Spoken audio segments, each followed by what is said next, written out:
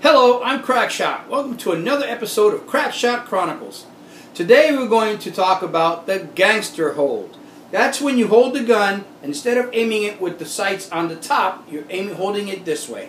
So let us begin. This is my Springfield Armory XD45. We're going to check to make sure there's safety. Whenever we pick up a gun, we always check to make sure it's safe. So you can see there's nothing in the chamber, and there's nothing in the magazine well. So it's a complete safe weapon. So if you don't believe me, let's find out. Woo! Nothing happened. I guess it's empty. So this is basically what I'm talking about. You see a lot of Hollywood actors take their guns and they point their guns at them like this. Now don't freak out. The gun is empty. We already checked it. I know it's spooky having me pointing a loaded gun at you, but this is for instructional purposes only. You're not on the other side of the screen, so you don't have to worry about your shot. Anyway, with the gun like this is how they like to aim. Now if you notice, the front of this gun has a front side post, right? And it has a rear side aperture. This is what you use to aim at. Basically, if you could see it, this front sight right here, you have to line it up with the rear sight. Well, a lot of people like to do it this way, and they think it's cool. And I think you can see that, how I'm lining up the sights right there. Well, anyway, as cool as it may look, it's actually detrimental to accuracy. Why do you say that? A lot of people shoot at the gun range and they shoot the gangster style with the palms down and they hit their target. Well, let's get into that. Guns shoot bullets in the same way that people throw baseballs.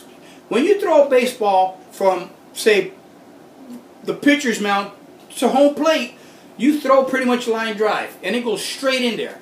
Now, if you were to throw that same baseball from center field, you're not going to throw it line drive. Why? Because air will create wind resistance or air resistance, and it's going to slow that baseball down. And gravity is going to pull down on that baseball, and that ball is going to end up falling somewhere, maybe, I don't know, second base. You'll never make it to home plate. So how do you fix that? You throw the ball in an upward trajectory so that the ball can go up into the sky and make its way down and land in home plate. That way, with the same amount of energy that your arm can produce, you can get that ball to travel a farther distance. Bullets are the same way. Once you have a bullet in a predetermined cartridge, it has a certain amount of power. It doesn't have no more power. It can't get any stronger unless you build a better bullet. Well, when you fire the gun, that gun, the gun here, let's take for example this one, my Springfield Armory XD45. Let's go ahead and check to make sure it's safe. See, as you can see, there's no magazine in the tube. I mean, there's no magazine in the magazine well, and there's no round in the chamber. So we have a complete safe gun. Let's find out if it is. See, just we click, nothing happens, so it's empty. Now, their sights are above the bore of the gun. This is your barrel right here. This is your sights. So when you're aiming at something, your eyeballs are actually a little bit higher than the actual path of the bullet. Now your eyes see in a straight line forever, but the bullet doesn't fly in a straight line forever. Just like the baseball, as it gets wind resistance, it slows down. And as gravity applies on it, it starts dropping. As a result, you have an arch trajectory, kind of like this. Okay? So, let me have a little diagram to show you. Now, here's my little drawing. Please forgive the imperfections. This is a gun. As you see, the sights are directly above the actual barrel. When you fire the gun, the first thing that happens, the bullet starts flying out of the gun, and the first thing it encounters is air resistance. This might be here backwards for you, I'm not sure. But the first thing it encounters is air resistance, which slows down the bullet. As you can see, the bullet has to force its way through the air. This creates friction, and friction slows it down. Now, the second part of the equation is gravity. Gravity doesn't take a vacation. It works 24/7. You don't believe me? Next time you trip down the stairs, find out if you hover. You're not. You're going to fall and it's going to hurt. So, you have the second one is gravity. Gravity pulls the bullet down. Now, both the forces of wind resistance or air resistance and the forces of gravity start applying their forces on the bullet the second it leaves the gun. As a result, your bullet flies out and it falls just a few feet in front of the gun.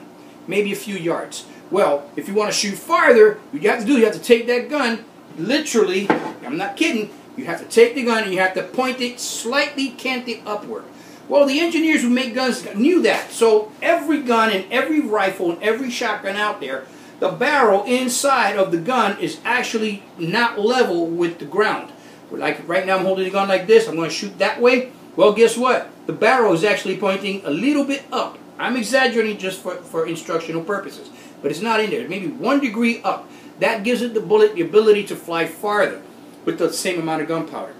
If I need to shoot farther, I have to aim a little higher. The higher I cant it up, the farther the bullet will land. So, what happens when you decide, I'm not going to aim this way, I'm going to aim this way? With that cant in the barrel, the next illustration. Here's an illustration of a guy. We're looking at it from a bird's eye view, from directly above. Here's the guy holding a gun, and he's holding it gangster style. So above it, he's basically doing this. Just like this. As you can see, he is aiming. This dotted line represents his line of sight, where he's aiming. At close range, it doesn't make a difference, because the bullet is going to hit the target. Not where he's aiming exactly, but somewhere in the black.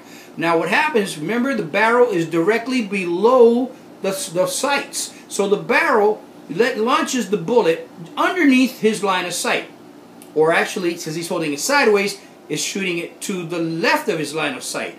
Since it's canted upward, the bullet leaves the barrel and crosses the line of sight right here. Just a few feet in front of him. Once it crosses his line of sight, the bullet continues traveling on this path. At close range, he can still hit what he's aiming at. At mid-range, his line of sight still stays the same spot, but the bullet path has moved to the left because the angle of the barrel inside the gun. At extreme distances, he will have missed completely. Why? Because the farther the bullet has to travel from the muzzle of the gun, the more severe the offset of this angle between his actual point of aim and the point of impact of the bullet. As a result, when you aim your gun with a gangster style shooting method, the farther the person is away, the more likely you are to miss. Now, you can adjust by taking the gun, and you know I'm going to shoot far away, I'm not going to aim here, so I'm going to aim a little bit this way or a little bit that way to compensate for the laws of physics happening in here. Now, my question to you is, you're in a gunfight, you're fighting for your life, the guy's trying to kill you. It's tough enough to try to make a hit on target when the guy's coming at you with a machete or a knife or a baseball bat, and you have to pull your gun and shoot him. Why make it more difficult for yourself to survive the situation by shooting gangster style? If he's close, probably not going to be a problem. If he's medium range, you're probably going to miss. If he's extreme range and he's coming at you, let's say he's shooting at you with a gun or with a rifle, and you do the gangster style, you're going to miss completely. Now, a lot of police officers and a lot of shooting guys think that they can do it because they go to the gun range and they practice and they can score hits with the gangster style hold. Well, you know what? They're doing it wrong. Just because you can do something successfully doesn't mean you're doing it right. A good example is, I know how to eat dinner. When I eat my dinner, I eat it with fork and knife. I can train to use this, my feet. Let me take my socks off so you can see my feet. See, I got toes. These toes, I could put a fork and a knife in this, a fork in this foot, take my socks off here, look at this. And I could put a knife in this one and I could train myself to use my feet to cut my meat in a 5-star restaurant. Just because I can do it doesn't mean I'm doing it right. Same thing with shooting. Remember what I said about trajectory? When a rifle fires a gun, it's not level. It's actually, the barrel is pointed upwards. Now, this drawing exaggerates it for instructional purposes only. But by the barrel being slightly pointed upward, the bullet leaves, and even though gravity is still pulling down on it, and the air is providing resistance, because the barrel is pointed upward, the bullet's able to travel a long distance and fall and hit the target. Notice it's not going straight forward. If it was going straight across, it would fall short of the target. So it has to be an arc trajectory to reach targets. Throw a football, arc trajectory. Baseball, arc trajectory. A rock, arc trajectory. Why would bullets be able to defy the laws of physics? They don't. So, in a nutshell, next time you go to the gun range and you want to look tactical and want to be able to impress your friends, if you want to shoot this way, that's fine. That's what the gun range is for, is to have fun. But in a life and death situation, never, never, never do this. Unless you're absolutely sure you're close enough that you're not going to be affected by the laws of physics. How close do you have to be for that to happen? It depends on the gun. 10 feet, 15 feet. Once you start going past, once you start talking 50 yards and above, you're probably going to start getting the effects of the laws of physics, and you're going to make a miss. So, if you like this video, please hit subscribe and hit like. And please leave a comment. When you hit subscribe, you'll be able to get more videos like it. Thank you so very much for watching Crackshot Chronicles. Have a great day.